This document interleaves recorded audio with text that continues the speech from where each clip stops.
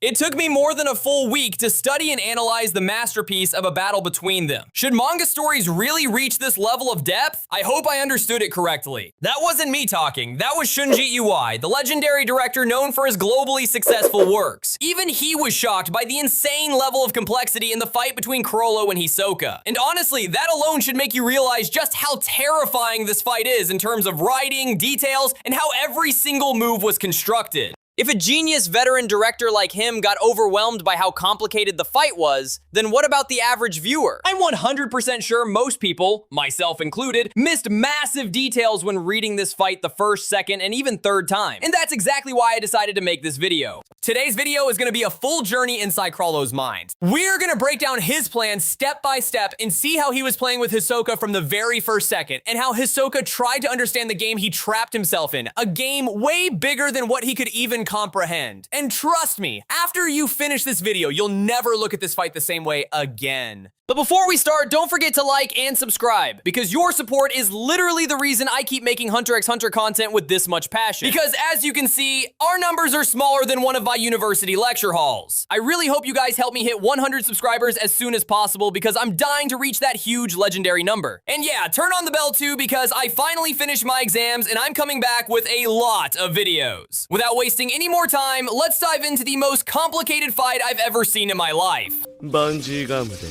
The fight starts with Chrollo announcing his desire for the battle to end when one of them dies, a fight to the death, and Hisoka shares the same desire. The moment the match officially begins, Chrollo moves immediately and instantly stabs the arena referee with an antenna. This is actually an ability we've seen before, Black Voice, Shalnark's ability that lets him control people's bodies by sticking an antenna into them and giving them commands. While Chrollo controls the referee through the phone, Hisoka notices something important. Chrollo doesn't just have one antenna, he has two. Instantly, Hisoka figures out Chrollo is using the referee to pin him down so he can stick the antenna into him. And if that happens, the fight is basically over right there. And sure enough, Hisoka dodges Chrollo's attempt to stab him with the antenna and lowers his leg. But it turns out to be a feint. Chrollo suddenly appears above Hisoka and starts blasting him with consecutive kicks. To escape the situation, Hisoka uses bungee gum on the referee and launches him toward Chrollo. Chrollo dodges the flying referee, only for the referee to stand back up and attack Hisoka again while Chrollo stays behind him. At that moment, Hisoka understands Chrollo's message. Chrollo is using the referee as a human shield while trying to exploit Hisoka's blind spots to land the antenna, which forces Hisoka to always keep a medium distance from Chrollo while constantly staying alert and cautious of the antennas. And focus on that medium distance part, because this fight is basically gonna turn into a giant game of cat and mouse, where the roles keep flipping. The hunter becomes the prey, and the prey becomes the hunter. Hisoka cuts off the referee's head, but suddenly gets surprised by a small explosion from the referee's chest, forcing him to jump away. Chrollo stands behind the corpse with two strange symbols on his hands, sun and moon. And right here, the real game begins.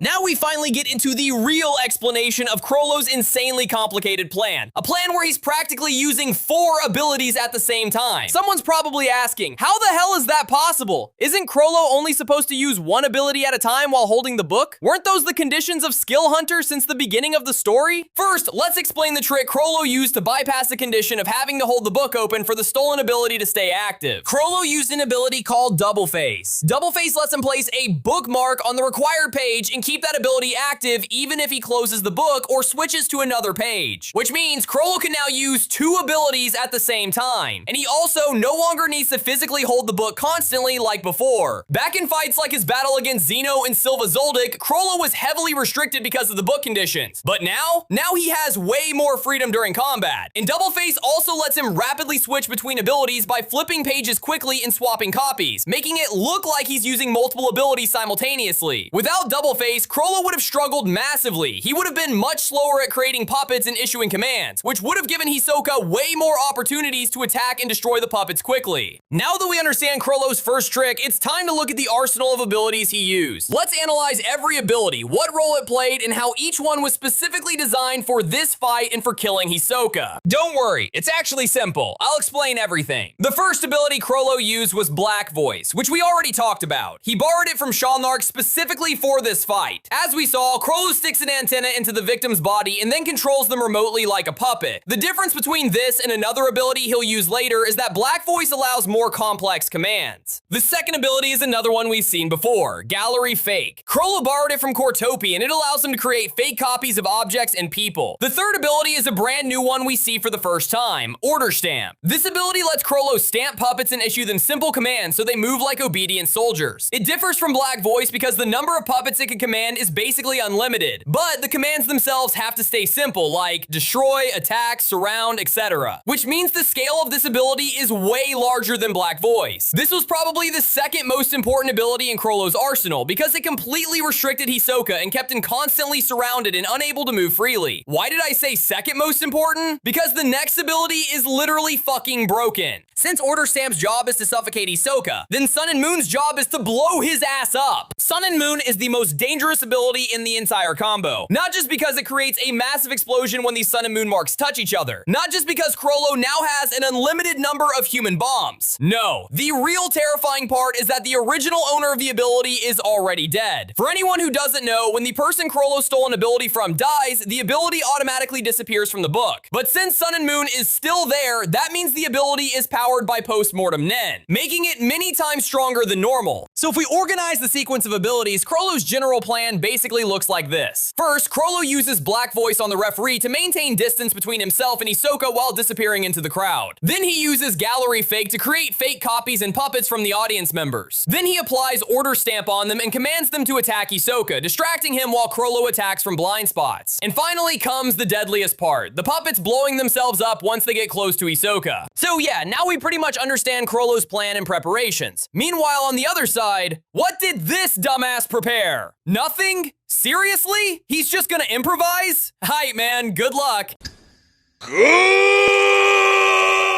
We return to the battlefield after Chrollo explains his abilities to Hisoka, which honestly is one of the biggest disrespect moments ever, and I have no idea how people ignored it. Like, bro literally explained his entire plan to Hisoka and still folded him anyway. Before continuing, Chrollo tells Hisoka he's 100% going to win, and asks if he still wants to continue. And with peak arrogance, Hisoka says yes. Chrollo activates Double Face in the book and pulls out the antennas while heading toward the crowd exactly according to plan. Hisoka chases after him because he doesn't want Chrollo leaving his sight no matter what, but he's also scared of getting too close because of the antennas. Then a giant man blocks Hisoka's view for 1 second, and that single second was enough for Chrollo to disappear into the crowd. At that moment, Hisoka realizes the danger isn't far away anymore. He's slowly getting dragged deeper into Chrollo's gain. While most of the audience runs toward the exits, Hisoka notices the antennas disappeared from the corpses, so he concludes Chrollo reeled them back in like fishing lines. Then he looks at the crowd and notices copies of several audience members. That's when he realizes Gallery Fake is active, Convert Hands has been deactivated, and Chrollo stole someone else's clothes to blend into the crowd. Yes, Chrollo started cooking. A massive number of audience members start running toward Hisoka with stamps on their foreheads. At that moment, Hisoka figures out Chrollo's sequence of action, or at least what he thinks the sequence is. Chrollo opens the book to Gallery Fake, uses the bookmark, creates an army of copies, activates Order Stamp, gives them the simple command, destroy Hisoka, exactly like we explained. Hisoka quickly uses bungee gum to launch himself to the ceiling, but the puppets start climbing over each other and almost grab him. Then suddenly, Chrollo appears behind him after changing clothes, looking like he's about to punch him. But instead, he spins around and smashes Hisoka in the back of the head with a brutal kick, sending him crashing down. And the psycho is still smiling and having fun like it's a game, not even realizing how fucked the situation actually is yet. Hisoka gets back up and keeps defending against the attacking puppets, while Chrollo abuses every tiny opening he finds to land more kicks. The fight keeps going like this until Hisoka cuts off the heads of 2 puppets while thinking about Chrollo's next move. Suddenly, Chrollo drops down from above ready to attack, but Hisoka had already prepared a trap. He uses bungee gum from his left hand on one severed head and throws it at Chrollo. Chrollo easily dodges it and stomps Hisoka into the ground. But Hisoka planned for that too, because he attached bungee gum from his left leg onto the second severed head, which slams directly into Chrollo's face. And here Togashi casually reminds us that an adult human head weighs around 7 to 8 kilograms, basically the weight of a bowling ball. This was probably the only time Hisoka actually succeeded in doing something against Chrollo, but that little moment of satisfaction doesn't last long because Chrollo is now entering the third and final and most horrifying phase of his plan. The puppets attack Hisoka again, and Hisoka starts using the severed heads as weapons, instantly decapitating any puppet that gets close. He tries rushing toward Chrollo, but Chrollo keeps evading and disappearing into the crowd. At this point, Hisoka realizes that if he destroys all the puppets, Chrollo won't need to maintain the ability anymore, which means he can just reactivate Gallery Fake and make more copies while keeping the bookmark active. So instead, Hisoka leaves one puppet alive, cuts off its arms, and keeps it hostage to limit Chrollo's movements. Honestly, smart plan, not gonna lie. Now Chrollo had two options: either keep Order Stamp active and continue giving commands to waiting puppets, or deactivate it and create new puppets with Gallery Fake, then reactivate Order Stamp and use Convert Hands to disguise himself again. Suddenly, the stamp on the hostage puppet disappears, and that's when Hisoka realizes Chrollo chose the second strategy. Hisoka guesses that if Chrollo is creating copies while moving, then he'll probably head toward wherever he prepared copies beforehand. While thinking, he spots Chrollo in the crowd and instantly rushes toward him, throwing a severed head at him. Chrollo's hands are covered, making Hisoka suspect he's not using Order Stamp or Convert Hands anymore, but Black Voice, meaning he's probably hiding the phone and antenna. While continuously attacking with the severed head, Hisoka detaches the bungee gum stuck to the floor, which was also attached to several audience members behind him. The people get yanked and launched toward Chrollo, forcing him to dodge. Then Hisoka catches Chrollo's left leg with bungee gum and slams him to the ground by smashing the head into his back. But yes, that wasn't Chrollo. It was actually an audience member disguised as him. Now Hisoka genuinely starts panicking. How did Chrollo create a fake version of himself with Convert Hands using his right hand while controlling it with Black Voice, while the bookmark was supposedly still on Convert Hands? Shouldn't Gallery Fake have been deactivated already? Then how the hell are the severed heads Hisoka's using still existing? But then Hisoka quickly understands. The entire secret was hidden inside Sun and Moon. He originally thought the dangerous part was that once the marks were applied, they stayed until exploding. But the real terrifying part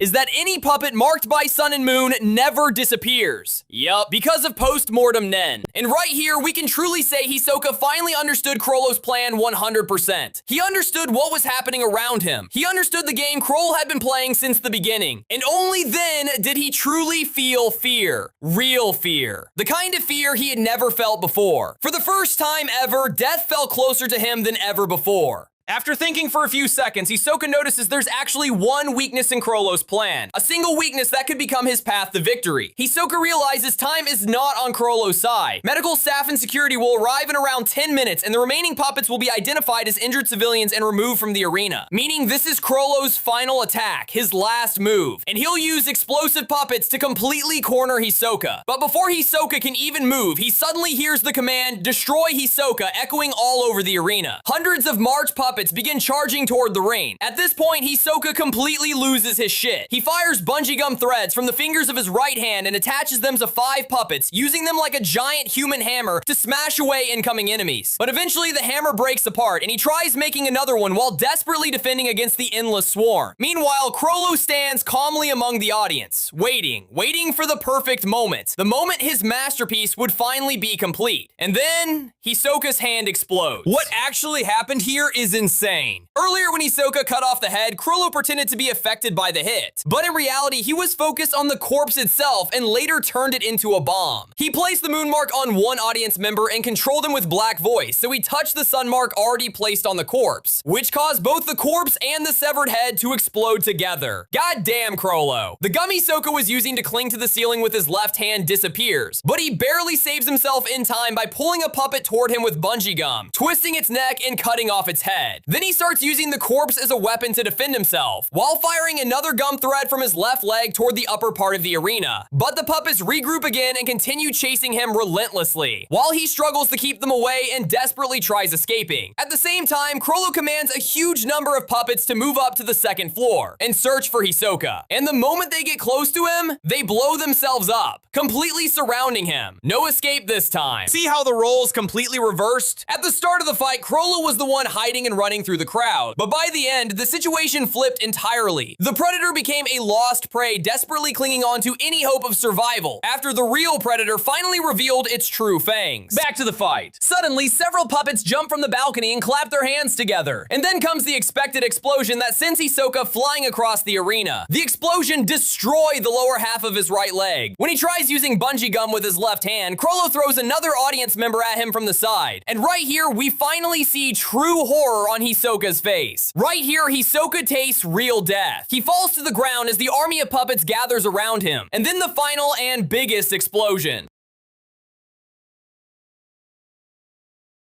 Of course, after this, Hisoka comes back to life like we all know, and his entire philosophy toward fighting changes. Exactly like I explained in detail in this video, so don't forget to check it out. And yeah, that's it. I genuinely hope I managed to explain this fight properly, because this battle is insanely complicated. And it honestly took me a lot of time and research trying to analyze it in a simple way everyone can understand. I hope you enjoyed the video, and I really hope you subscribe because it would genuinely help me a lot and make me really happy, and peace.